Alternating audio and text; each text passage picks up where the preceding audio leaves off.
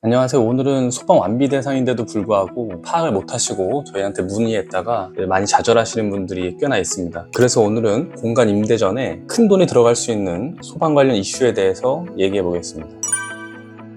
만약 창업하려고 하는 장소가 소방 완비 대상인데도 불구하고 계약을 진행하거나 필요한 소방 설비 없이 인테리어 공사를 하게 됐을 때는 어떻게 될까요? 불법 영업으로 간주돼서 과태료, 영업정지, 화재보험 미적용 등 예상치 못한 손해를 입을 수 있습니다. 영업신고증이나 사업자 등록증도 애초에 발급이 거부될 수 있습니다. 심지어 구청이나 보건소에서는 실수로 놓쳤다고 하더라도 관련 법령에 명시된 고지 의무가 없기 때문에 모든 책임은 창업자에게 전가됩니다.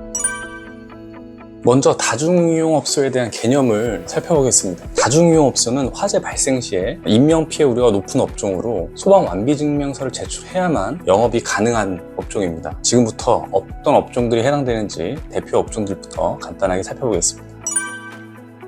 음식점입니다. 첫 번째로 일반 휴게, 제과점 음식점, 바닥 면적이 100제곱미터 이상일 경우에, 그리고 지하일 경우에는 66제곱미터 이상일 경우입니다. 단 지상 1층 또는 지면과 직접 연결된 층에 위치하고 출입구가 외부와 직접 연결되어 있다면 대상에서 제외됩니다. 쉽게 풀이해보면은 건물 지상 1층에 영업장을 얻었는데 영업장의 출입구가 복도나 공용공간을 통하는 게 아닌 바로 외부랑 연결돼 있고 지상으로 나갈 수 있으면 해당이 되지 않는다는 뜻입니다. 대부분 해당이 되지 않겠죠. 1층에 임대하시는 분들은 바로 도피할 수 있으니까 영업장 외부로. 두 번째로 단람주점, 유흥주점입니다. 이거는 면적이나 층수 관계없이 무조건 다중이용업소에 해당됩니다. 세 번째로 학원입니다. 수용인원 300명 이상 무조건 해당되고요. 100명에서 299명이라도 아래 조건 중 하나라도 해당이 되면 포함됩니다. 그 해당 사항은 기숙사가 함께 있는 경우, 그리고 같은 건물에 다른 학원 또는 다중이용업소가 있는 경우입니다. 이것도 쉽게 풀이해보면 A라는 건물에 창업하려는 학원과 기존에 있는 학원이 둘 이상 존재하게 됐는데 이게 도합 300명 이상이 넘어가면 소방 완비 대상이 되는 거죠.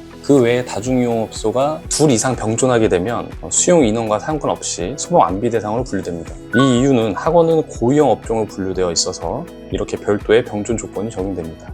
그러니까 소방 완비 대상인 업체라고 하면은 노래방이 그 건물에 있다거나 그랬을 때 내가 신규 창업자로서 학원을 운영하려고 하는데 같이 있게 되면 그게 병존이 되는 거죠. 그렇게 되면 소방 완비 대상이 되는 겁니다. 네 번째로 목욕장업입니다. 찜질, 사우나, 시설 포함해서 수용 인원이 100명 이상일 경우에 포함됩니다. 단순히 물로만 씻는 소형 목욕탕은 제외됩니다. 다섯 번째로 게임장, PC방 포함입니다. 게임 제공업, 인터넷, 컴퓨터 게임 시설은 모두 해당됩니다. 단 지상 1층 또는 출입구가 지면과 직접 연결된 층이면 제외됩니다. 음식점에 설명 들었던 거와 같은 조건이라고 생각합니다.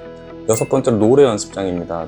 무조건 면적과 층수 관계없이 모두 포함됩니다. 그 외 무조건 포함 업종은 산후조리원, 고시원, 실내사육장, 스크린 골프장, 안마실소 등이 되겠습니다. 추가로 고위험 업종 행정안전부가 판단했을 때입니다. 임대하려는 건물에 화전 안전 등급이 낮거나 불특정 다수인이 출입해 인명피해 우려가 있으면 정부가 별도로 지정해서 다중이용업소로 추가 분류될 수 있습니다. 따라서 명시된 업종이 아니더라도 무조건 해당 사항이 없다고 생각하지 마시고 관할 소방서에 확인하시는 것이 안전합니다. 자, 이렇게 내가 창업하고자 하는 업종이 소방 완비 대상이라면 소방면허를 소지한 소방시설공사업체에 바로 의뢰하셔도 괜찮고요. 인테리어 회사에 바로 의뢰하셔도 됩니다.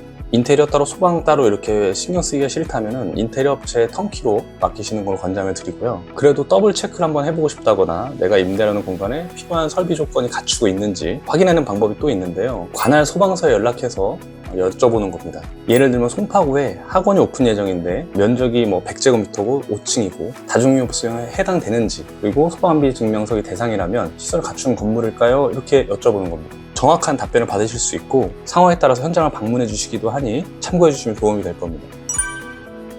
네, 이렇게 소방 완비 대상 업종에 대해서 한번 알아봤는데요. 항상 쉽게 전달하려고 노력하는데 어땠을지 모르겠습니다. 다음 영상도 많은 관심 부탁드리고 유익한 시간이었다면 구독과 좋아요 부탁드립니다. 영상을 만드는데 큰 힘이 됩니다. 감사합니다.